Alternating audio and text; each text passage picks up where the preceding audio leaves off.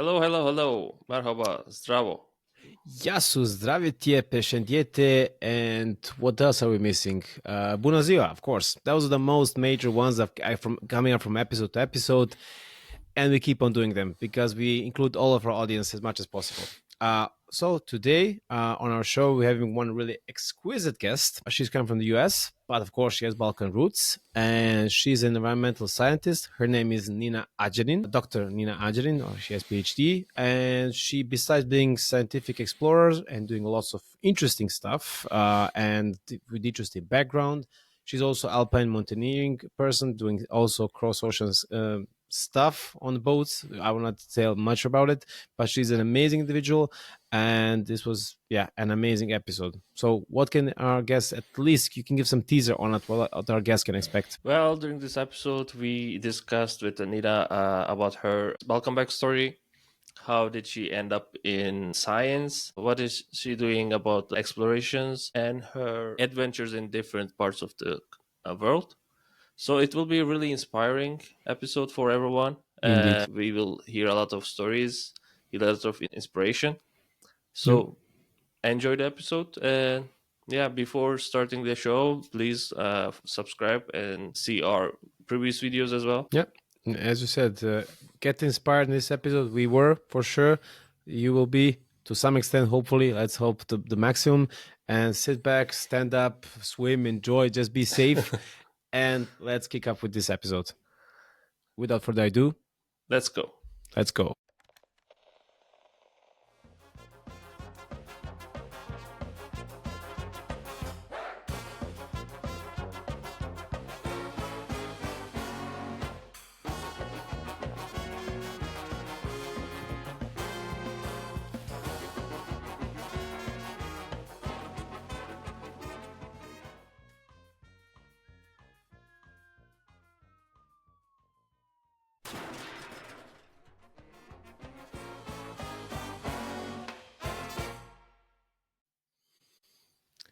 And here we are with our next guest. Welcome, Nina, to another episode of Babylon Balkan Show. Hello. Oh, thank you so much, guys. Oh, I'm so honored to be with you today. The honor is ours. Your group is already, just by reading about you now, meeting you like this, it's an honor itself. For our guest, where are you right now? I'm currently in Kansas City, Missouri. Like, if you put a dot in the middle of the US, that's where I am. Great. I see it's sunny. It's great there. We'll come up to the information why you're there. But before we start that officially, we have a few icebreakers before we dive in. So, Onat, if you may. Okay. Yeah. So my icebreaker question on this part is, besides you, who is the most interesting or weirdest relatives in your family? Oh, wow. That's a tough one. So I would say my brother. Okay. Does he do anything special? So he's totally opposite at me, and he's like businessman. He likes nice clothes, eat fancy foods. That for me, like, I'm totally opposite at him. But that's why we are so close to each other. Oh, cool. Yeah, great. The opposite bring each other together. Yeah. From my side, I have a typical question I usually ask our guests. So when you were little, what did you want to be when you grow up? Okay, so one is to be an astronaut. Second one is to be Indiana Jones. And the third one, professional athlete. Like, that's three. Depends on the season. If it's Olympics, then I want to be an athlete. But I think Indiana Jones was like, I want to be Indiana Jones, looking all my life for one golden spoon in somewhere. Are you living those expectations right now? And for our audience, you can see you're an astronaut and they can Google it and see if it's true. To be honest, somehow I can say I live two. So I fulfill with two, not as professional athletes, but I work through my research with professional athletes all around the globe because I'm really interested, on attitudes and behavior, how they see that goals, and especially today with mental health. And be a researcher in a field in the high mountains, in the Arctic, on the Everest. Yes, I can see I'm a little bit closer to Indiana Jones, but instead of looking in the pyramids, and to be honest, I hate snakes. So that's why I choose ice and snow, and like I cannot like. I mean, Yeah. I appreciate snakes, but I don't like to see because I grew up in my grandparents' house in Bosnia, and everything that you should don't touch if it's too hot or maybe I cannot have it, my grandma would say, "Don't touch it, it's snake under." So that's like I think that fear of snake came on in my life. But from our perspective, coming back to what you said about your what you want to be when you grow up, you pretty much achieved it. You now more or less Arctic Indiana Jones. Yeah, that's my Wow. brother always say, "You are like Balkan Indiana Jones," and I say like, "Oh, slowly." I need like Yeah, what Indiana Jones has like 5 4 movies, so like slowly one yeah. way. Up until he was 75, he was still doing stuff. So you have still time to like achieve most of the stuff that he did. Yeah, Yeah, traveling through time and stuff. Spoiler alert for the last movie. Yeah. yeah. I'm a little bit scared about alien parts, like when Yeah. they start to film that. So I'm not sure I want to have that action in my life. They have everything there. Yeah. You mentioned growing up in Bosnia. For our audience, would you like to share your Balkan backstory, so to say, so for them to get to know you more better? Okay, so let's say like in a movie, like go in the past and starting to have black and white. So imagining that vision. I was born in Germany, actually, in Munich, and I was 2 years old when my dad passed from heart attack, and it was too hard for my mom, so we moved to her parents in Bosnia in a place called Petrovac, Grmech Mountain. So, and I grew up until I was 10 when that stupid war started, and I walked every day to my school, 6 kilometers one way, 6 kilometers back, imagining that No. I'm in a Typical Balkan space. story. Yeah. Yeah. That's every Balkan story starts like that. And Yeah. I was a good student. No, I was not a good student, and they always say like in my time I had all A's or five, but no, I struggled at the beginning because I was always in my own world. But when I was 10, when war started, we moved to Belgrade because my dad, he was born and raised in Belgrade, and so we moved in his house there. So I stayed, and I really missed mountains, and I really missed nature, like in the middle of Belgrade in the center, which where is all like there is no trees, nothing. So what helped me at that time is sport. So I started to run athletics in a Red Star team, and then playing volleyball, and that's keep me moving. And that's I think start my love for sport. That I'm like really interested to see what is happening. So that's in short. Oh, great. And how did you bridge the gap from Serbia to US? How did this change happen? Okay, so now like in a movie we are going like in the middle story. So I started because I continue to play volleyball and to do kickbox and all crazy sports that was affordable for me at that time. But love for nature was really strong. So I joined local mountaineering club, and every weekend we went to some another mountain for climbing. Like in the 20s you have two hitchhike fingers, and then like you just stop, go to mountains back Sunday, and Monday you are in the school. So I really enjoyed the mountains, and I was a really good climber at that time. And some people, like Extreme Summit team at that time was the best club. They offered me, "Do you want to go to Himalayas?" And I was just poor college student with mom who was sick at that time.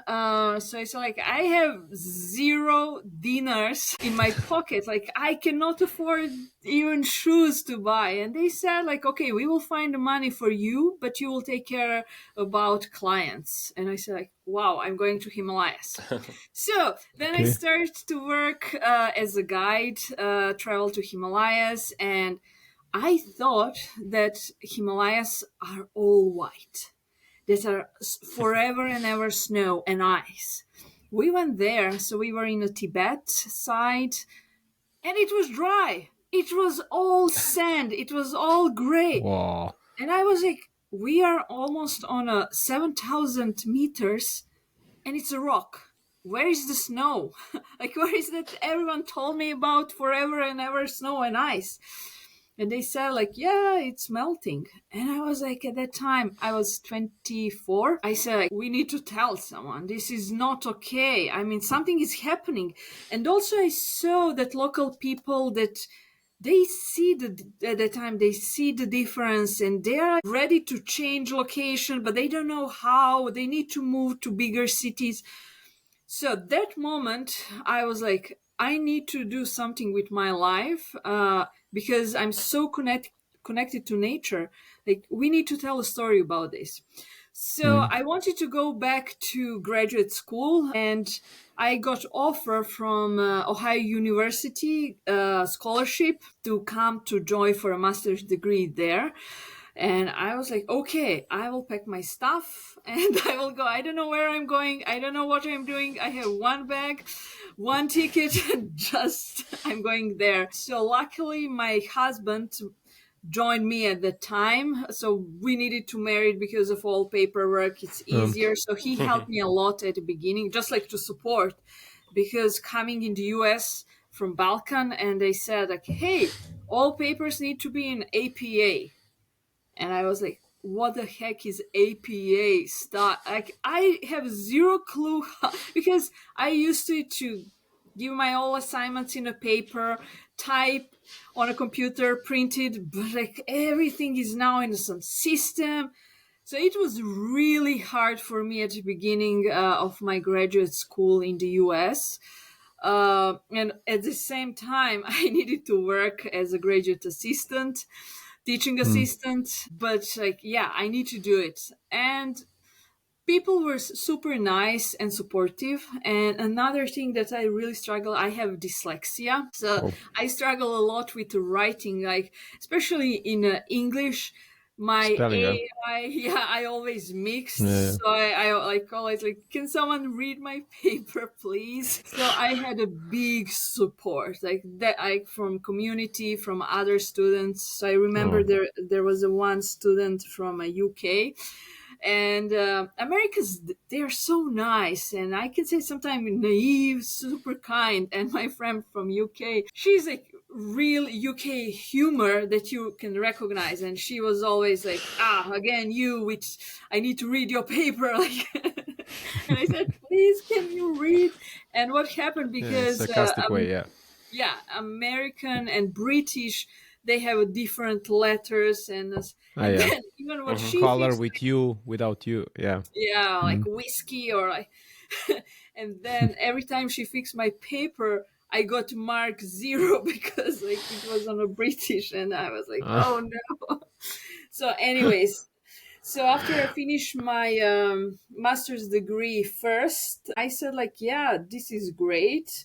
I want to be in academia, because I saw other faculty members like traveling, doing stuff they want, doing research like Indiana Jones. So I said like, yeah, maybe I should do doctoral degree maybe. And people, families like, what? You don't even know how to write proper. Like, how you will write your dissertation? And I said, look at me. So yeah, and that's how I started with a doctoral at the same university. And at the same time, because it's easier to handle numbers than letters, I finished another second master's degree in statistics. Why not? Why not? Because it will help me to improve my dissertation. Yeah, I understand. Yeah. So that's like how slowly progress to my DR in front of my name. And it took me in total 2 years, what is really fast, and still people cannot understand how I finished PhD in 2 years. With my dyslexia and everything, but the point And with your is, masters like, in parallel. yeah, but the point is like, if you're passionate, and I always say to my students, like, you want to go to graduate school? If you have that in your heart, you will finish. If you don't have, you will never finish that. It will be pure suffering. So don't do it to yourself. But if you want something from your heart, and when you read that literature that is already boring by default, and if you don't have a little bit interest, that's like not so good. Yeah. sorry for our audience and for us, what was your first master's about, and your second you said about statistics, and what was your PhD topic? Okay, so everything is a little bit different. So my undergrad is in sport management, and I finished back that in in Serbia. Belgrade. Yeah. Okay. Then master's first that I got scholarship was in outdoor recreation and education. That is about how you teach people about different outdoor sports. It's from educational perspective. And then, because at that time I did a few expeditions with my best friend, Dr. Heidi Silvestre, and I will talk about a little bit more later. Okay. So, Cliffhanger. yeah. So we traveled to study tropical glaciers because she's the most famous glaciologist. She's just finished with Alex. So we did a project with the last tropical glaciers in South America, and we plan to go to Africa and Indonesia. And I traveled with her, and I was like, Heidi, how we can tell the world about those glaciers that will not disappear, that will disappear in the next few years? And we are on a 5,000 meters mountain in Colombia. And she said, like, yeah, how we can do it?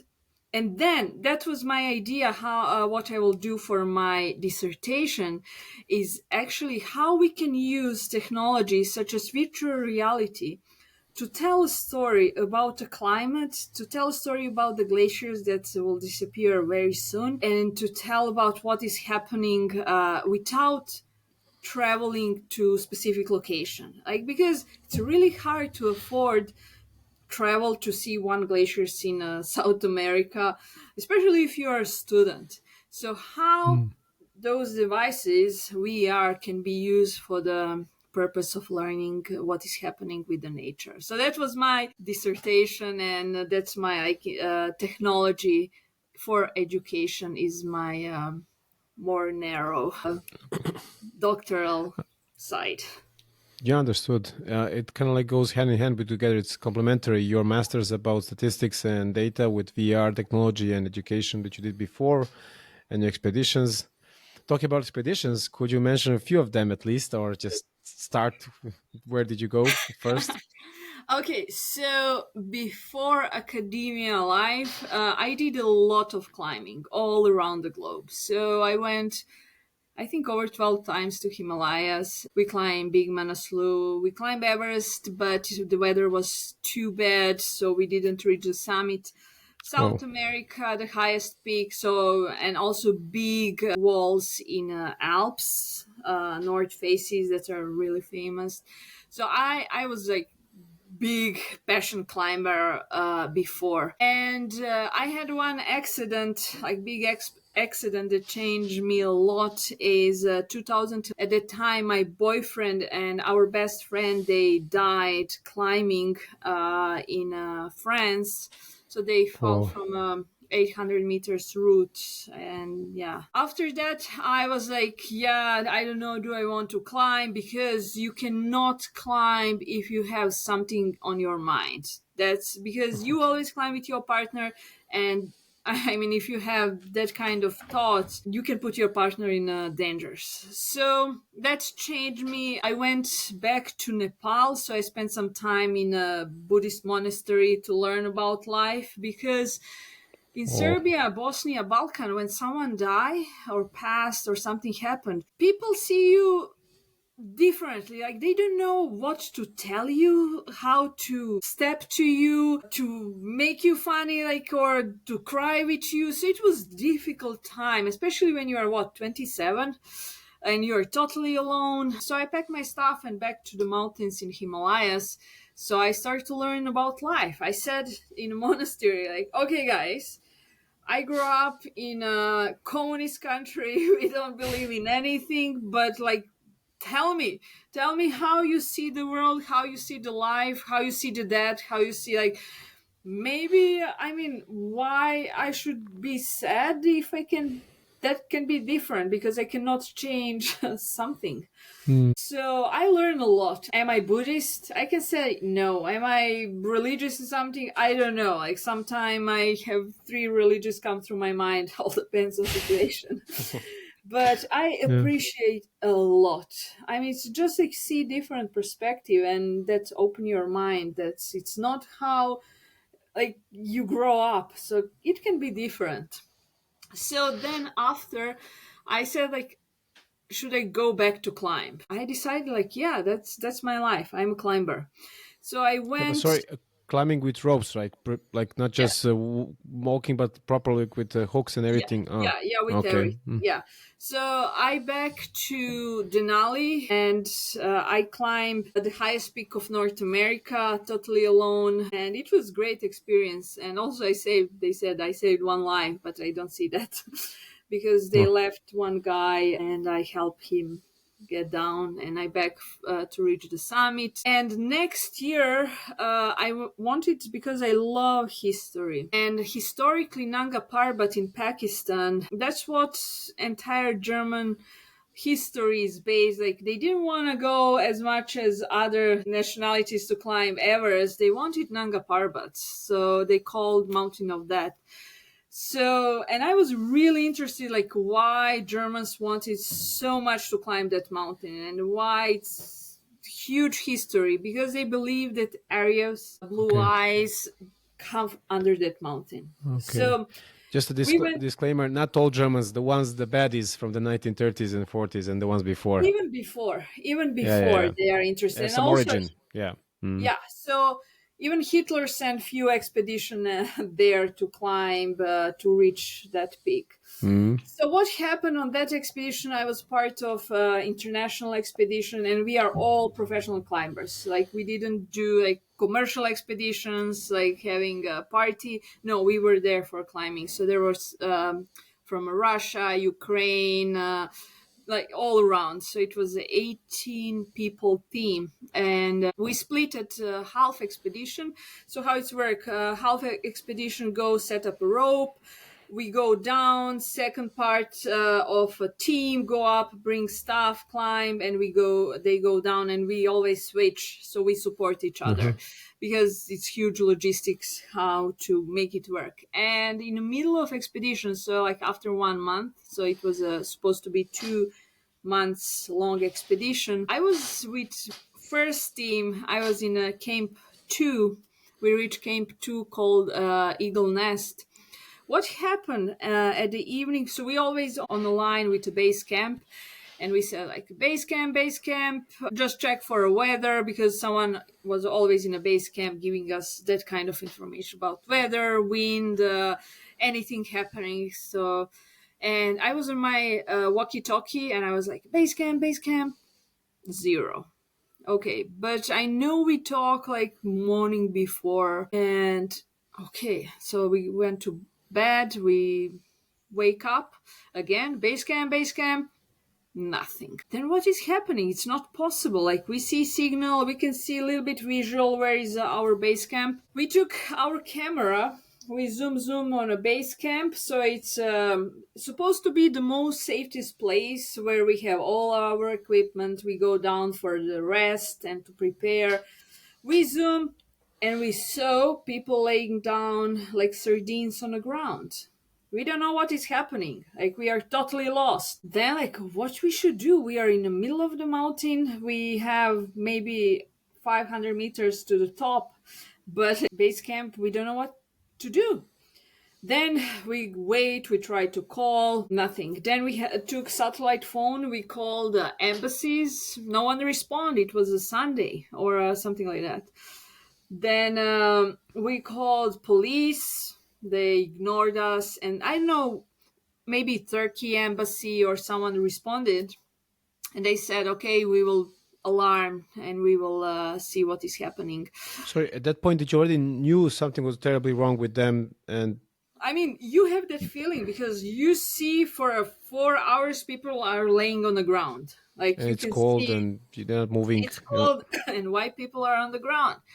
So finally we saw helicopter coming in the base camp. We can see chopper, and then someone responded on our radio station and said, base camp, everyone is dead, get down. That's all what we don't know who is that who is telling us get down, because it was so confusing and our batteries are running out, so we cannot call and get more information. So we said like, okay, we are going down. So we don't know who is alive, who is dead, what is happening. We are going down, everything going through your mind. It's crazy. Finally, after 8 hours or 9, we reached base camp, and it was just like a blood.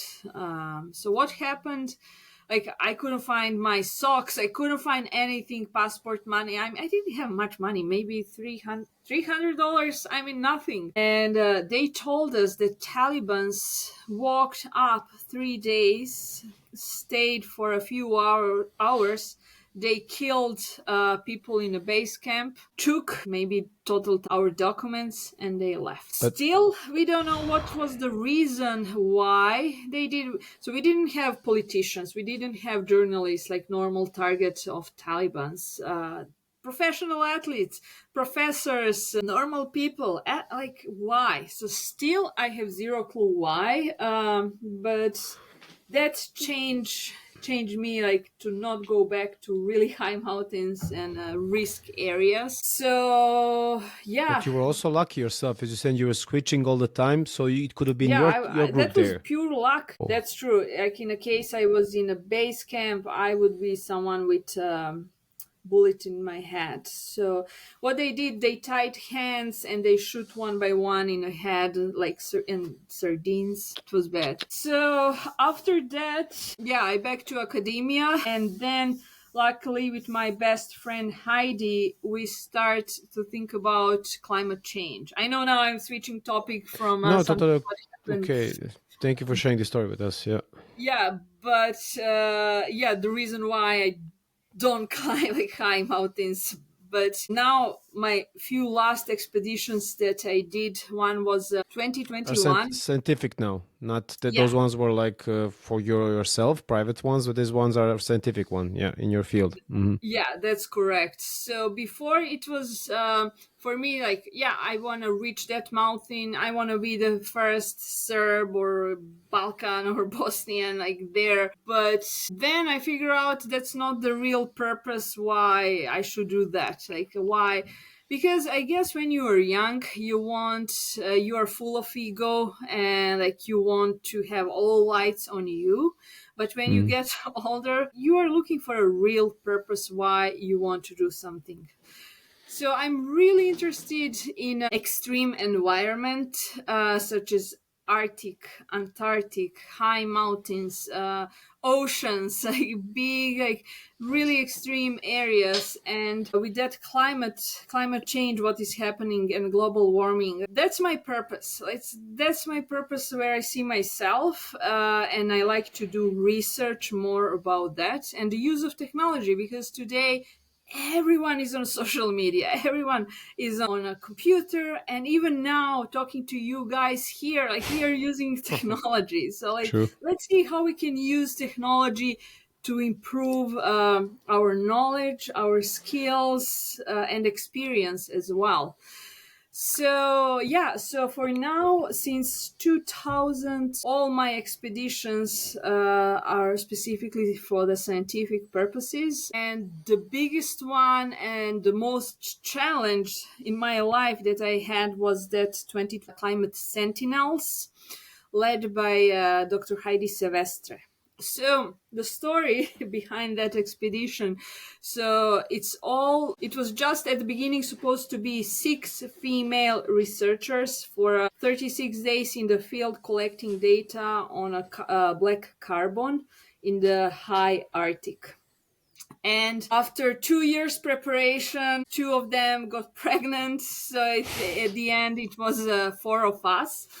And each of us has own expertise. So I'm a social scientist and interested in technology. Heidi is a glaciologist. Anne from Sweden, she's more interested in geomorphology and stuff. So, and Celia also is in a different field. So all of us from a different expertise, like a puzzle, fit together, and let's do some work and do something totally different. Let's do on an old traditional way in a new time.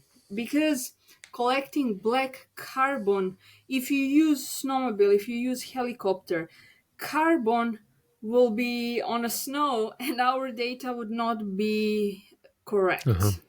So that's why we decided to go on a skis, pulling all our equipment, pulling all our food, and what else? Rifles because of polar bear as protection. That Sure. area has around 3 polar bears, and we did Oh. 400 kilometers walking on a skis and collecting data on our way. So 36 days Wow. sleeping in the snow, surrounded with the polar bears. Yeah, it was for me totally different experience. Did you see any? We yeah, but the point is, we knew at that time they have a seals and other food to hunt, and we were Ah. skinny, I guess, because of a lot of work. So they're more interested in something bigger. But we try to keep distance from them, and like if you're close, I mean, you need to be really careful. So polar bears usually at that time they are closer to sea ice where they hunt seals, fish Mm. and other animals. So we try to avoid that area. So we go around, but few times because they go from one side to another, we crossed over. But if you give a sign, shoot in the sky, Mm. that can help. So we didn't Okay. have a really close, maybe like 200 meters was the closest to us. Did you But shoot in the sky? yeah, we Just in shoot case. like Ah, okay. 3 times, but they left. Like, they're too Okay. skinny, like, and they smell bad, I guess.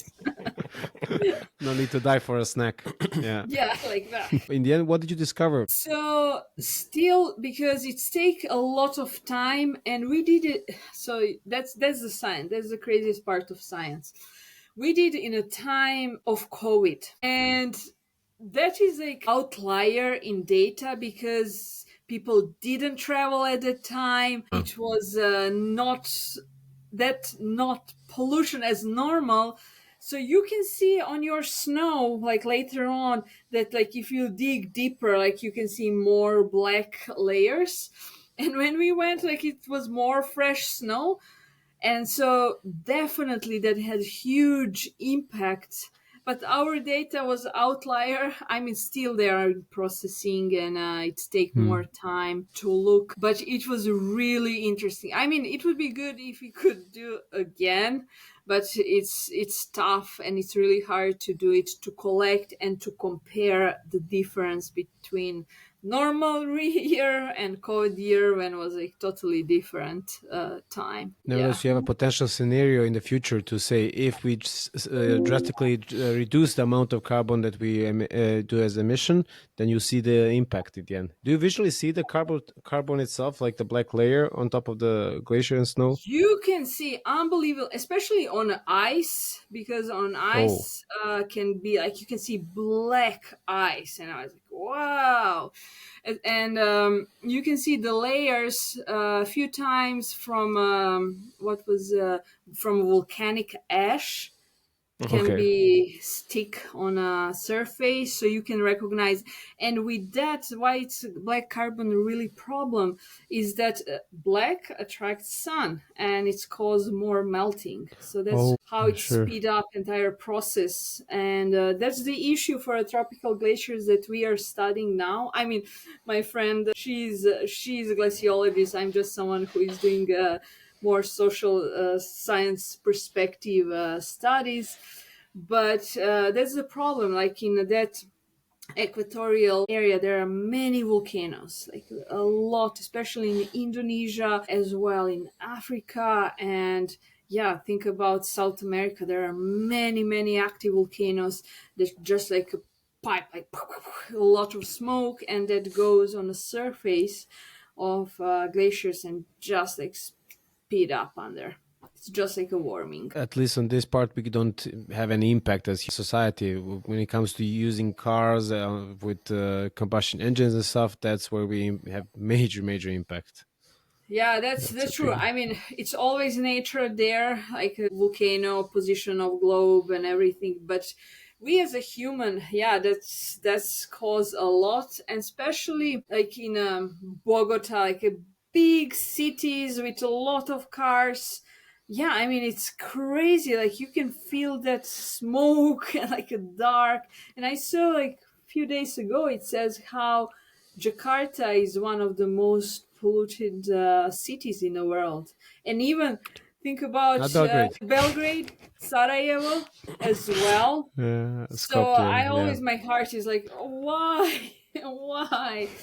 But yeah, it's a really sad. Think about water and everything, biodiversity, animals. So definitely, many areas are impacted by this. You mentioned tropical glaciers. I, in my mind, only have these things in the Andes, so in the South America. But you mentioned Colombia.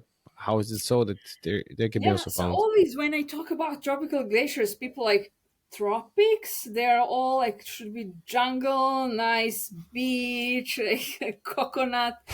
There are mountains, and on the mountains there are glaciers. So Bolivia. Last summer, I studied indigenous female from Bolivia and impact of climate change, how climate change impact indigenous people around the globe. So that's like my big interest as well. But 2 billion people depends on the water from those mountains. So this is the craziest thing. Like you said, Andes, Peru, Bolivia, Colombia, Argentina as well. But also there are tropical glaciers in Africa. Main source where the river Nile is coming is actually from the tropical glaciers. Kilimanjaro, you know, that famous Yeah, glaciers, Kilimanjaro. Yeah. how much is that melting and how that will all impact society, animals around the mountains. So that's a big thing. So this summer, I hope we will go to Africa, to Uganda, to study tropical glaciers there. So that's like where the River Nile is coming. But the most challenged tropical glaciers that will disappear very soon is Indonesia, actually, in Papua New Guinea. Oh, And that's really? the only glaciers there. But because of all issues that is going on with the local tribes, it's not safe. It's not safe to go and travel there. We hope, like we are trying last 2 3 years to go there, but because of all permits, because safety and everything, we cannot manage. We even tried with National Geographic to collaborate. They're also interested, but it's just safety. Like, you don't want to go there and die just from a random bullet doing a study. I mean, so that's the tricky part, because most of those glaciers are really hard to get to them. I know we are trying to go in Colombia to one glaciers, and it's really hard to negotiate with the local people, local societies, indigenous people, because for most of indigenous people in South America, mountains are holy. So it's like a temple. So they don't want to let you like. And what is also the issue? They told me, like, every time we see you guys, white, black people coming, nothing good coming after you. So they see us as a Bad threat. luck. Yeah, Yeah, yeah. really, like, you are bringing us bad luck, because later on it's just less water. We need to move. Our kettles died because there is no grass, nothing. So Yeah, we are in not reality, well. it's happening with or without you, as it's a global impact. So when you come to study it in order to prevent in the future, they don't see it in that way. They see it, we see you and we see the results afterwards, so they connect the two. But in reality, that's the global impact that we're all doing, unfortunately. Yeah, that's crazy, and it's hard. I mean, we should appreciate. I always try to appreciate local societies and what we do all around the globe today. My team, actually Heidi's team, because I am joining most of the time to her team. Whatever we do, we try to leave to local scientists. For example, in Colombia, Heidi brought few times time lapse cameras that she left to local scientists to monitor glaciers.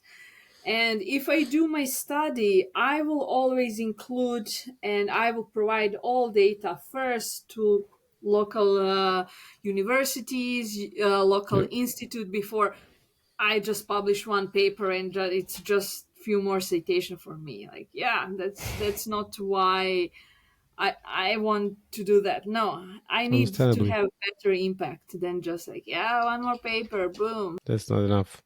Yeah. But nevertheless, you keep on doing it. You're giving your best, and you keep on doing the expeditions. You mentioned hopefully you go to Africa this summer, and depending on the situation on the field, you go to Papua New Guinea. What's your most favorite activity that you do on your expeditions, and the least favorite one, in sense of packing, food, whatever? Like what, based on your experience? Okay, so my favorite part would be if I figure out fresh fruits. Like if you go in a tropical areas and you try like that local fruit that like a dragon fruit you don't buy for €5 or $5. It's just free growing on the trees. So Mm. definitely trying local food and meet local people. That's one of my top favorite parts, and get like experience and see that you are doing a good stuff, like they are happy and that you can help them. So that's my like top, like you see smile and Nice. happiness if we can support and help. At least is definitely somehow because our stomach, western stomach, is not used to it on a local bacteria and local water. So I always get stomach sick when I travel. So that's like, oh, it's not just me because we are traveling in like area we we are not used to it to be, I guess. So Mm. our body needs to get. Also jet lag, that always killed me. I'm so bad with jet lag. It take me few more days than others to get used to it. That's like oh, I cannot What about sleep. traveling on the boat? Do you have also seasickness? Oh, so we did 2015 because I wanted to do the same thing what Columbus did. I wanted to cross Atlantic Ocean from Gibraltar to Caribbean islands the same way Columbus did. So I was like, I want, but I had a zero experience about sailing. Like I was like, I saw on a TV and on YouTube, and I said like, I need to do in my life that stuff. And my good friend, our good friend, wanted to move sailboat from a Europe luxury sailboat from a Europe to a Caribbean islands, and he needed crew.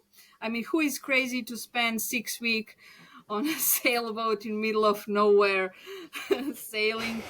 And he said, hey, do you have some time, 6 weeks? And I just finished my school. And I said, like, yeah, that would be great. I mean, do I need to pay anything? I have zero money. And he said, like, no, I have all food. You will just help me with the ropes, with the sail and everything.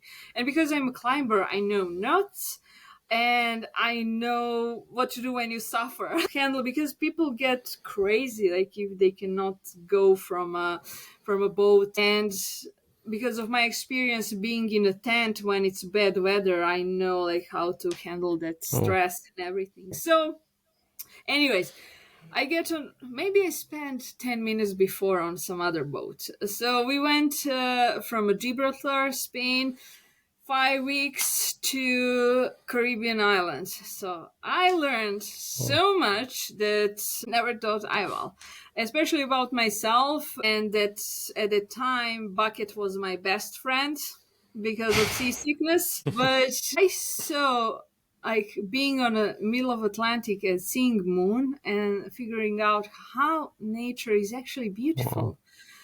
Like here in the city, in Kansas City where I'm now, I see moon and it's like, yeah, it's okay, it's just maybe one new poem or song. But being there on a sailboat, so you don't have service, you don't have nothing, and it's your shift to take care about the boat, you look in the moon and you just like, you're so close, and like your imagination and everything is so good, and that peaceful and quietness, it's, I mean, And the I stars, no light pollution. yeah, no light pollution. And I think Mm.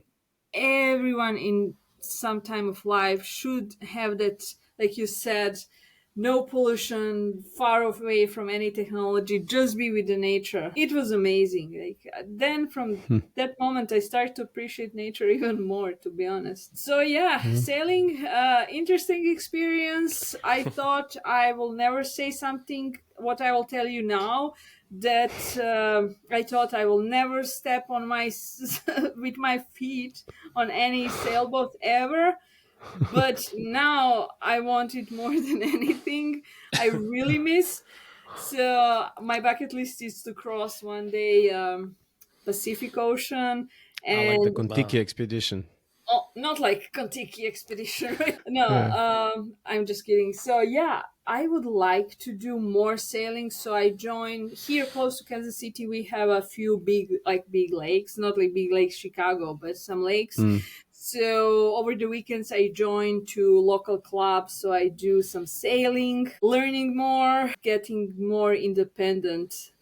So yeah, that's like over weekend here when I cannot go to some mountains in Colorado. I spend on a sailboat, and my brother, I mentioned him at the beginning. He was like, "I cannot believe you are so crazy." One challenge after another. Onat, would you like to add something? Yeah, but since you mentioned about the clubs, you have recently became a part of the Explorers Club. Can you elaborate a bit, like why it is important? What is that exactly? Oh, so the Explorers Club. So because I told you I love history, and when you read about Edmund Hillary, the first one who climbed Everest with his friend Sherpa, he's when you read on Wikipedia, even you will see member of Fellowship of the Explorers Club. Then you look the first who step on the moon. Answering it says Fellow of the Explorers Club. Then I was Honorable like, member. yeah, that's true. Yeah, President Roosevelt, like many famous explorers, and even Kon-Tiki Explorers Club. And I was like, how can I be that part of Explorers Club when I will be that good to be there? So I started process like 2 years ago. So you need to have all your expedition, but they don't accept like going on Everest, climbing Everest. That will not qualify you for the Explorers Club. You need Okay. to have like a research background. So even you go on a research for some expedition, you need to show what you did with the results, where was the published. So it was like long process, and you needed to have few kind of sponsors, not monetary sponsors, but people who are already in the Explorers Club and recognize your work. So yeah, it was like a long process, and finally, a few months ago, I received an email letter that's telling me, "Welcome to Explorers Club." Blah blah blah. So, what actually Explorers Club do? I've been this weekend. I went to Explorers Club, so it's big network, especially if you do exploration and do research. They support your work, and it's easier to get if you need funding, if you need support, they can provide. Great. Yeah, so that's like what we need. Like, Perfect match. yeah, and they support. So that's like it's just network. Similar people like you do some similar stuff in a different dimension. I mean, it's great. It's great even to be in a club and just getting that monthly news, what and who is doing where. So it give you more ideas. It's open your eye, and also you are in a trend. So you are on a path to see what is happening and what is changed. Because if I don't follow current trend and I don't know news and waiting to see in some magazine, that can pass like few months and years, because you know how Yeah, it journalism is lasts working, and until you achieve something that it pops up in the storyline. But if it's happening, nobody's reporting about it. Yeah, that's the point. So for me as a scientist, it's really important to be in a time and in a place. So that's society so far providing me this, and it helps a lot, to be honest. And I know there is Andrija Gajic from Bosnia. So he's working with the sharks of Mediterranean. So they help him also to do amazing stuff and to Oh, support the great. work. Yeah. Great. Congratulations once more. Oh, Like thank Yeah. it's a you. great achievement. Yeah. As you said, it will help you even more to boost your explorations and expeditions in the future. Yeah. Yeah. Good luck with Yeah. that one. Onat, you have something more? Yeah, I mean, you mentioned a lot of like trips, like adventures. Which one would you like to repeat, or which one you would like to relive that Mm. moment? Oh, wow, that's a good one. So, from nature beauty, one of my favorite places is definitely the Arctic. It's Hmm. an amazing area. It's so beautiful, so gorgeous, but I'm scared it's losing fight against global Mhm. warming. So that's like my heart is hurting every time I see some news. So definitely some expedition in the Arctic, new area, but to repeat, I've been in I traveled to Bolivia to study indigenous female climbers in Bolivia and the impact of climate change. So I would like to go back there because nature is gorgeous and people are so nice. I would like to go there, but more to see the difference between last year and Hmm. this Oh, year and how it's changed. So from a scientific perspective, that would be interesting to see and to learn. But sorry to break it to you. They will blame you again. It was worse since you came. Now it's even worse. Yeah, their mentality. Of course, it will not be your fault, but yeah, in terms of yeah, their yeah, mentality, again, when like speaking, again yeah, you, yeah, yeah. it But didn't get any better last time.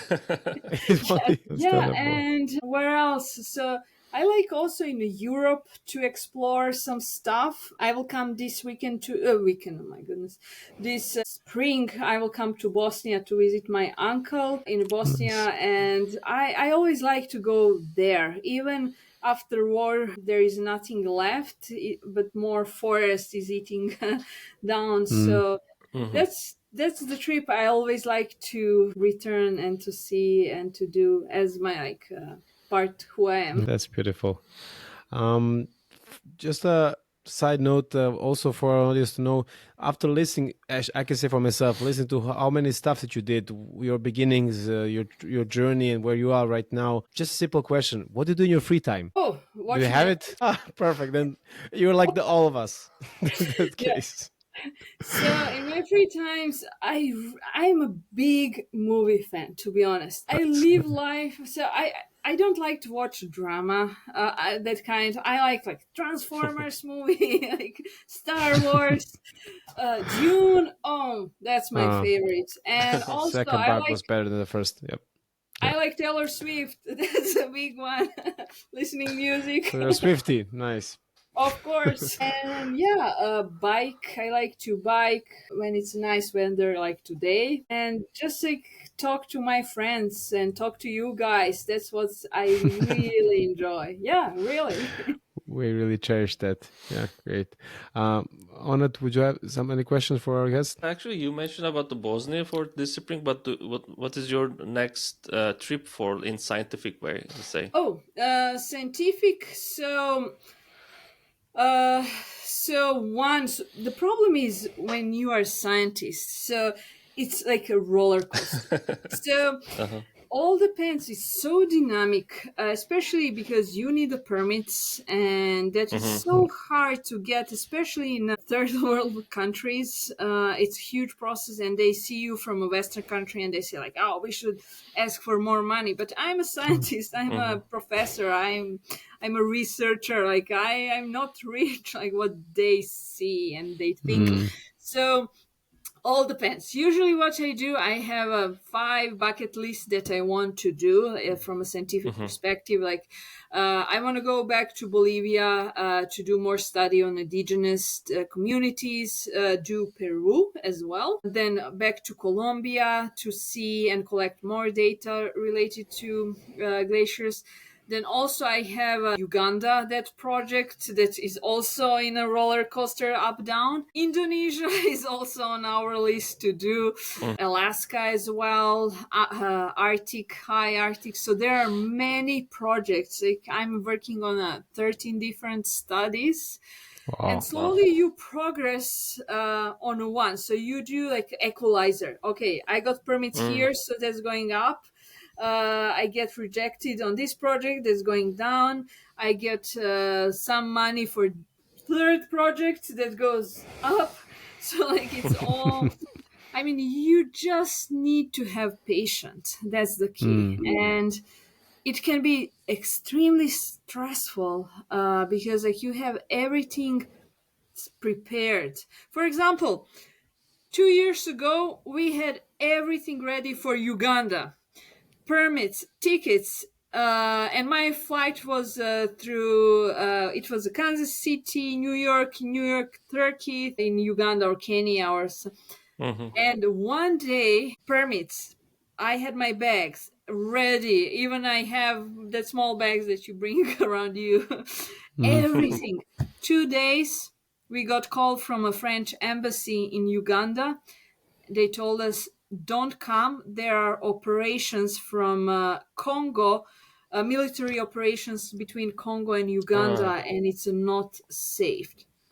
Military And operations. it's like you just try to return tickets if it's possible to get any money. And then like you look your bags, you're just like, should I cry? And then like, okay, give me one drink and think what I'm going next. Yeah. It's terrible. So it's hard, but if you want to do this kind of job and accept that maybe you will get sick with your stomach, maybe they will steal your equipment, maybe they will not get any results, maybe it will cancel your tickets. You can do this, but if you are not ready for that roller coaster, you will be just stressed. Like you will live on medications and other stuff. So don't do that. So that's always my advice when people ask, oh, that's so cool what you're doing. That's amazing. I want to do that. And then I just like, okay, let me tell you real picture. I mean, it's amazing. This is job I would not change for anything in my life. But there is the other side of coin. Because when we talk to public, most of time, we talk about the best stuff. That is everything like glass. Because you don't have a time to talk about the other side of coin. That is maybe can be challenged. Especially think about my friend Heidi. She has a blonde hair. I have darker hair. And for her can be challenged. Just go to Africa or other countries that when they see blonde, people get freaked out. So you need to think about the safety piece, especially as a woman in a field that can be really challenged. For It's extra men, layer of danger. Yeah.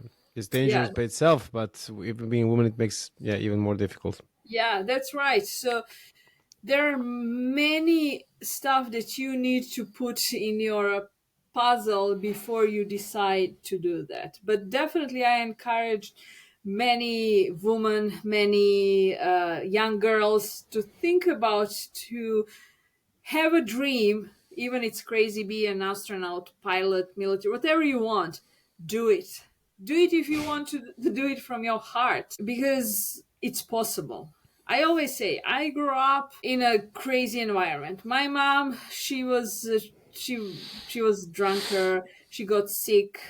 She couldn't take care about herself. I was a poor college student. I mean, I was working 3 jobs to survive in a Balkan. So you guys know exactly. You put it in a nice way, bulk. Yeah.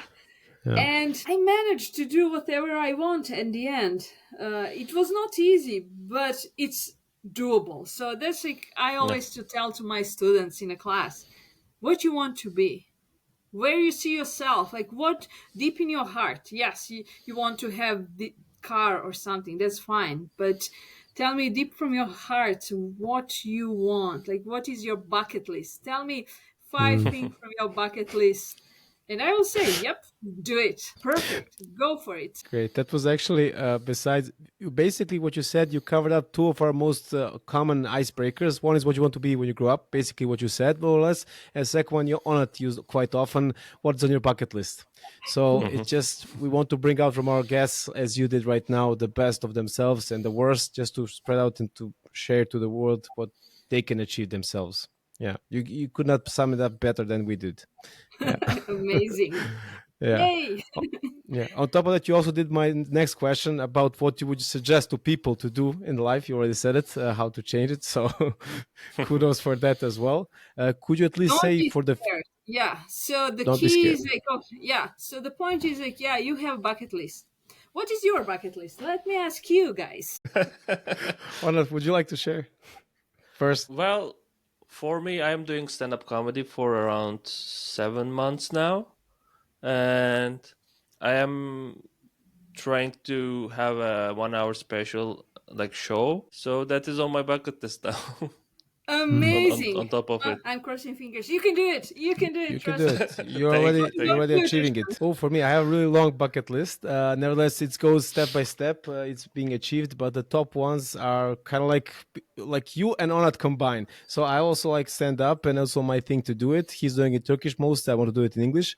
The second thing is to explore the world in whatever sense possible, not just being like a typical traveler, but explore cultures, religion, people, food, and maybe have my own show of exploring it. That's my dream, so to say. Yeah, the biggest What is ones. your, like, tell me, be more specific. That's the key. So when you think about bucket list and what helps to me, like I'm sharing my experience, like you, I want to explore and see the world, Yeah. but start with the country that you want to see.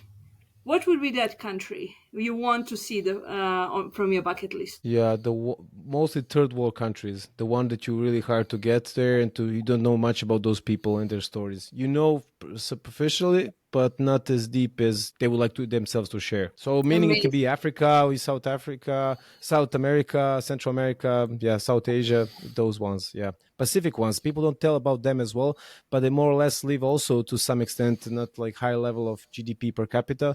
So their stories are mostly isolated since they're isolated on islands. So I would like to hear their stories from their point of view. Okay, yeah. I was going to say you Amazing. already been to Turkey, but okay. Remote villages in Turkey. That's awesome. Amazing. I cannot wait to. You promised you need to do it. I mean, that would be great, Yeah. really, like to go to travel and get hear different stories from different culture. Amazing. Yeah. Oh, I want to combine with humor, food, and local history, like those three, like somehow to combine. That would be like a cool stuff. I didn't say anything like it. Probably someone will steal the idea. I don't know, but so I will be that's what I honest. want. So I like to share ideas, because I always say people cannot steal that many ideas. How many I can come new one? So that's the point. Like I always talk about They multiply. research I want to do with everybody. Like I don't care, steal it. Amazing. Someone will do it, but I know that's not good enough. If you took it, so like yeah, I will come with something better. Also, it is not the idea; it is how you do it. Like that's the thing. And who you are. Yeah, definitely. I mean, you're right. So yeah. Coming back what you said, if you're passionate about it, no matter how much they want to copy it, if it's your passion, it will be your thing. It will be visual. Yeah, it can be seen. It can be felt. It's an original thing. Yeah, it's coming from the heart. Yeah, definitely. And I think the beauty of doing stuff from heart is that you are not ashamed. I mean, you're okay with anything. Like you don't need to pretend who you are on what you are. I mean, I told to my students every time, like, ask me any question you want. Like, it's totally fine. Ask me, and then students ask, like, when you're in the field, how you go to restroom? Like, okay, and then everybody was excited to hear about like how you use your restroom in a field, or like what you do with that, and how you survive with no shower for 36 days and stuff like that. So they get like really excited. And they say, like, great, ask. Sorry for the digress. Could you answer those two questions? They're really interesting. Okay, so depends where you go. That's the first question. Okay. So if you go in Going a to the toilet. Okay. yeah, if you go in a Western, you need to use plastic bag or what. You need a skill how to use that. It takes time. Okay. So as a female, it can be a little bit complicated for a short stuff to do. So usually before expedition, female, we practice in to pee and how to use one device so we can pee standing I under heard about shower. this. Like, is it possible? But for example, in Denali, you need to poop in one bucket, and then when you back from expedition, they wait like it was like really. So you need to carry Okay. back all stuff with you. So that's scary. But the Okay. problem is on expeditions, like when we are talking about this topic, you eat a lot of chocolates, like Snickers, like all that stuff, and going to toilet can be challenged. Oh. So and also like if you go when you travel to some other countries, and at the beginning it can be weird because you cannot hide to do that stuff and you are ashamed, but over time you get used to it to other people. So like, okay, I'm doing that stuff, it's a natural and do in front of others, but can be very challenged. So I have a friend that didn't want to go to use restroom for 4 days, and Oof. at the end just I don't know how holding, at the end it was like really sick and she was evacuated at the end. So don't Oh. hold anything, go with the nature, we are all doing it, so don't be scared. So for some stuff need a little bit practice, so practice at home. Yeah, practice pooping at home. Yeah, okay. At home. Different way. I understand what you mean. Yeah. Imagining the environment is different. Not in the middle of your room, just Yeah, with technique and take stuff. care of Yeah. yourself, take care of yourself, like hygiene. We use wet wipes, and if you're in cold environment, the wet wipes can be frozen, so you need to hold in your pockets to warm up a little bit, so in a bag because it's totally frozen like bricks, and then you put in the pockets, then you move here around your neck to a little bit warm more, and then you use to like, okay, I need to do something. Okay. Basically, that's how you wash yourself for during expedition. Yeah, but keep in mind, in an area like far from a people, there are not many pollutants like you have in a city. Like Mm-hmm. here, you just step out your house and it's huge pollution. You like smell bad in 3 seconds. Like even you use all that fancy sticks and everything. But at the expedition, there are not that chemicals that can combine. After some time, you get used to it on bad smell, I guess. They said like after 5 seconds, I think after 5 days, you get used to it and it's fine. I mean, and the point is, what your clothes, you always need to use wool. If you use synthetics, it stinks as hell, but wool socks, wool t-shirts, wool underwear, that's way better, and you can stay way longer than in other stuff. So yeah, can be challenged, but Although it's no, what itchy, they but said, it no helps. one died from a bad smell. Yet.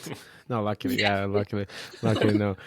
But yeah, imagine those how many days. And how was the feeling after you came back in the first shower? Oh, wow. That was interesting. So, I don't know why when you don't take showers for many weeks, days, months, first shower, your skin, I believe because we scratch, we use a soap and other chemicals, so our skin today is dry. But after many days, I guess under own oil and dirt, your skin really recovered, to be honest. So it's really interesting. Like, I didn't have any spots, I didn't have, my skin was like a baby. And the only what I didn't like, and it was painful, is my hair. So because entire expedition you have hat, because it's cold, so your hair is always stick to your head, and when you wash your hair jump up and start to breathe, and that can be painful, like really painful, because hair start to breathe, move from a laying position after 1-2 months in the standing position. You can feel for a for example, when you have entire day you having a hat, then when you take off that hat and you move your hair, you can feel some weird pain on your scalp. So that can happen, but it's just like for a short, like for a few seconds, and then you get used to it, I believe. Yeah, but nonetheless, if nobody hadn't experienced this, you would never pay attention to this. Definitely. But Minor thing. hygiene is really important. Like wherever I am, how long I am, like brushing my teeth, morning, evening, I always do that. Even I don't have water, I use just snow. So put my toothbrush in the snow, and that's like you need to take care, because if you don't take care about your body will not take care about you later on. So and you don't want like having a tooth pain in a field. I think that would be totally disaster. I don't know what to do. Like I cannot even imagine. Wow. Yeah, I'm just imagining Tom Hanks in a movie like where he was stranded on an island there, so he had to use the what was the thing for skating, for ice skating. So he used it to get the teeth out. Yeah. Yeah, what's the name of that Tooth movie? Not Lost. Castaway. I think yes, you're right. Yeah. That's the I one. always make jokes like I needed ball to have Wilson. Wilson, yeah, you got it right. To wrap it up, we avoid asking people where do you see yourself in the future. But as you mentioned before about the bucket list, so what are the bucket lists that would define your upcoming future? What are the items on your bucket list that would define your upcoming years? Okay, where I see definitely I wanna work on my book, because every time I give a public lecture, I talk with journalists. They ask, when will you write a book? I want to read a book about your life. So I think that's something I need to do, to share a story. Maybe movie, I don't know, that's too far. Wow. But like a screenplay. Yeah. That's a good, I'm not sure. I wanted to act in a movie. Deal. We have a deal. Okay.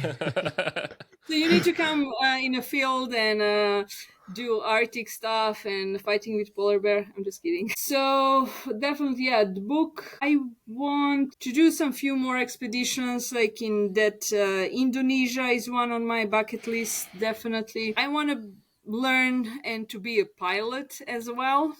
Even planes are big polluters, but I hope fossil fuels will be changed in the future.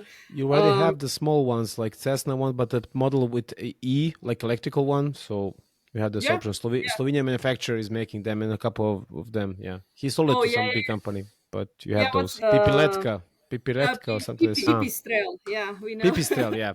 Pipistrel, yes, that one. Yeah. So do more sailing, I guess. So I have my bucket list is huge. It's always like adding more stuff. I know what you're saying. Yeah. I'm taking next week my brother to Hawaii. Who is like super nice. I have a conference where I'm going to present a study on an indigenous female from Bolivia, and it will be in Hawaii. So I'm taking him, and we are going to surf. So that's one. Enjoy. What I promised to myself every year of my life, I need to learn a new skill.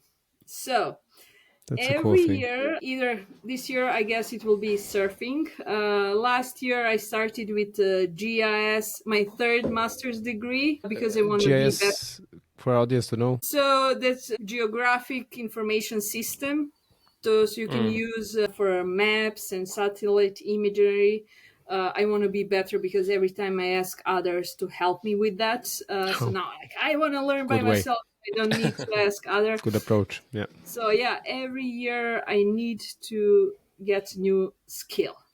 So it helps me to not stop, to move, and to be better, and to understand, to understand other societies, other knowledge, skills, and stuff. So and I hope maybe next year. Also, I want to run marathon sometime in my life. Not half marathon, but a marathon. Yeah. Yeah. That real marathon in Greece. Real marathon. That no one knows where it is. In the Greece. The real one. Yeah. I guess they tried to like mimic some, like to make like a field or something like, but who knows if it's true or not. Yeah, let's see, and maybe to find Atlantis. I don't know. Why not? Good luck. Anna, do you have something more? No, it was really inspiring episode Indeed. for me and for audience as well. Thank you for joining today, for your time. Yeah. Thank you, guys. So when are you going to join me for some adventure, huh? Thank you, Nina. When the first chance appears, we're there. Yeah, we'll keep in touch. Yeah, and our audience, whenever they want to find something about you more, there's a lot of things on. We'll share the links about you. They can also write beneath the episode if you want to answer them. Feel free. So yeah, if they get inspired as we are, so we did something good. Yeah. Yeah. Please, if you have any questions further, please reach out. Yeah. So thank you so much. This was amazing to talk to you, and yeah. Likewise, Nina. Thank you very much. Up until next episode, thank you all the audience that was present today, or just watching us, clicking us, listening us. Please follow, subscribe, whatever you do. Yeah, just be active, and also follow Nina's adventures. Yeah. So without further ado, thank you everyone, and until next episode.